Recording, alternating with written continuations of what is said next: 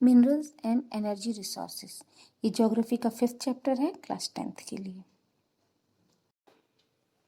इस वीडियो में हम लोग निम्नलिखित प्रश्नों को कवर करने जा रहे हैं। What are minerals? Study of minerals by geologist and geographers. How are minerals an indispensable part of our life. चलिए शुरुआत करते हैं।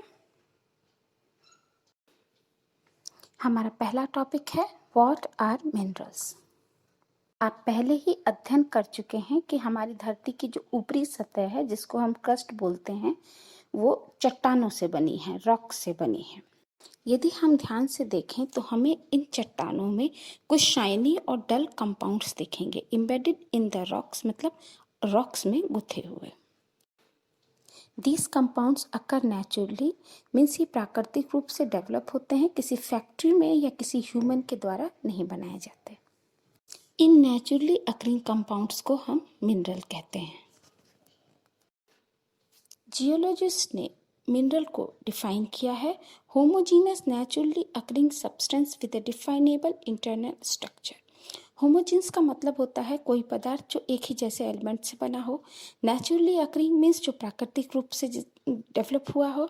डिफाइनेबल इंटरनल स्ट्रक्चर का मतलब जिसका फिजिकल और केमिकल कंपोजिशन को हम लोग परिभाषित कर सकें।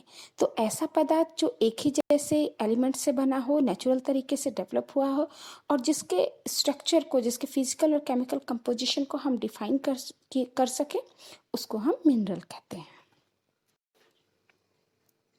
Iron ore, nickel, copper and coal कुछ एग्जाम्पल्स हैं मिनरल के। हमारी प्रकृति में मिनरल डिफरेंट फॉर्म्स में पाए जाते हैं। ये बहुत हार्ड हो सकते हैं जैसे डायमंड।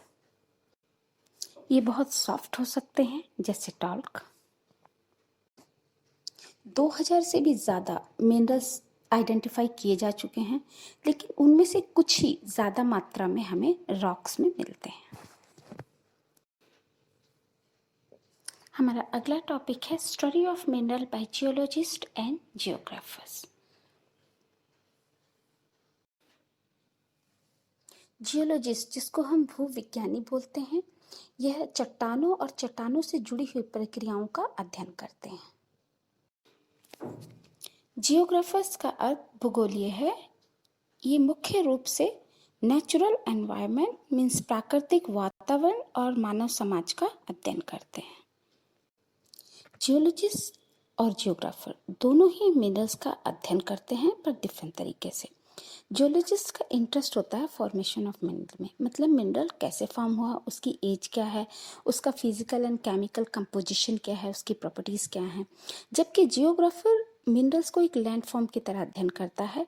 उसका इंटरेस्ट मिनरल के डिस्ट्रीब्यूशन में होता है, मतलब मिनरल कहाँ पाया जाता है, कितनी मात्रा में पाया जाता है, उसकी क्वालिटी कैसी है, उसको इकोनॉमिकली कैसे यूज़ किया जा सकता है।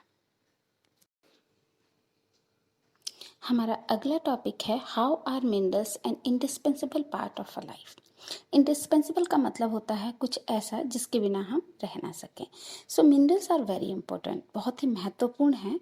ऑलमोस्ट एवरीथिंग, हर चीज़ जो हम यूज़ करते हैं, एक छोटी सी पिन से एक ऊंची बिल्डिंग या एक बड़ा जहाज, सभी चीज़ें मिनरल से बनाई जाती हैं।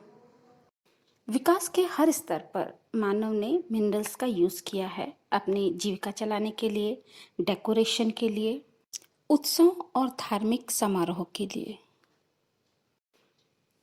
कार, बसेस, ट्रेन, एरोप्लेन सभी मिनरल से बनाए जाते हैं और पावर रिसोर्सेज पे चलते हैं, जो कि धरती से प्राप्त होता है।